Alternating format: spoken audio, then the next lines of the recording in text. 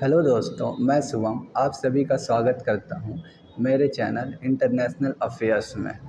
मैं आप सभी के सामने 10 अति महत्वपूर्ण सवाल लेकर आया हूं जो आपके आगामी परीक्षा में पूछे जा सकते हैं। तो चलिए बढ़ते हैं अपने पहले प्रश्न पर। आईएफएससी कोड कितने अंक का होता है जो प्रत्येक बैंक के चेक पर छपा होता है? आपके ऑप्शंस रहे 11, 10, 12, 13। इस सवाल का सही जवाब है 11। आईएफएससी कोड 11 अंकों का होता है। प्रथम 4 अंक बैंक के नाम को दर्शाता है तथा अंतिम 6 अक्षर बैंक के ब्रांच को दर्शाता है। चलिए आगे बढ़ते हैं अपने अगले प्रश्न पर। आरटीजीएस प्रणाली में धन का हस्तांतरण की अधिकतम अवधि क्या है? 15 मिनट, 30 मिनट, 45 मिनट, 60 मिनट। इस सवाल का सही जवाब है 30 मिनट। आरटीजीएस प्रणाली में धन का हस्तांतरण की अधिकतम अवधि 30 मिनट है। आरटीजीएस की full form real time gross settlement होती है। चलिए दोस्तों आगे बढ़ते हैं अपने अगले सवाल पे। भारत में जीएसटी किस दिन से लागू किया गया? आपके ऑप्शंस रहे 1 जुलाई 2017, 1 जुलाई 2016, 8 सितंबर 2016। इनमें से कोई नहीं। इस सवाल का सही जवाब है 1 जुलाई 2017। भारत में जीएसटी 1 जुलाई 2017 को लागू किया गया। जीएसटी को लागू करने के लिए संविधान में 101वां संविधान संशोधन किया गया। चलिए आगे बढ़ते हैं अपने अगले सवाल पे।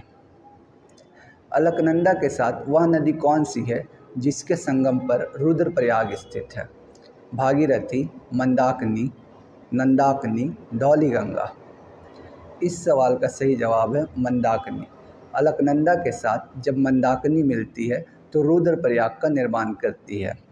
भागीरथी के साथ जब अलकनंदा मिलती है तो देवप्रयाग का निर्माण करती है, और जब अलकनंदा नंदाकिनी के साथ मिलती है तो नंदप्रयाग का निर्माण करती है। चलिए आगे बढ़ते हैं अपने अगले सवाल पे। इनमें से कौन भारत की सबसे बड़ी जनजाति है? भील, गोंड, संथाल, टोडा। इस सवाल का सही जवाब है भील। भील भारत की सबसे बड़ी जनजाति है। दूसरे नंबर पर गोंड और तीसरे नंबर पर संथाल आती है। टोडा जनजाति नीलगिरी की पहाड़ियों पर पाई जाती है। चलिए, सार्वजनिक क्षेत्र के बैंकों के अध्यक्ष का चुनाव कौन करता है? बैंक बोर्ड ब्यूरो, भारतीय रिजर्व बैंक, केंद्रीय वित्त मंत्रालय, संबंधित बैंक का प्रबंधन। इस सवाल का सही जवाब है बैंक बोर्ड ब्यूरो। सार्वजनिक क्षेत्र के बैंकों के अध्यक्षों का चुनाव बैंक बोर्ड ब्यूरो करता है।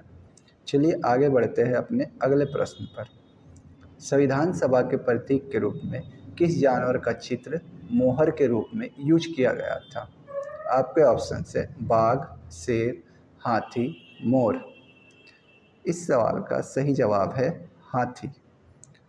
हाथी को संविधान सभा के प्रतीक के रूप में इस्तेमाल किया गया था। चलिए आगे बढ़ते हैं अपने अगले सवाल पे। 26 नवंबर को संविधान दिवस कब से मनाया जा रहा है? आपके ऑप्शंस रहे 2015, 2016, 2017, 2019। इस सवाल का सही जवाब है 2015। 26 नवंबर को संविधान दिवस 2015 से मनाया जा रहा है। चलिए आगे बढ़ते हैं अपने अगले सवाल पे। भारतीय संविधान की मूल प्रीतियों को किस में रखकर सुरक्षित रखा गया है? Helium, nitrogen, chlorine, krypton. इस सवाल का सही जवाब है हीलियम।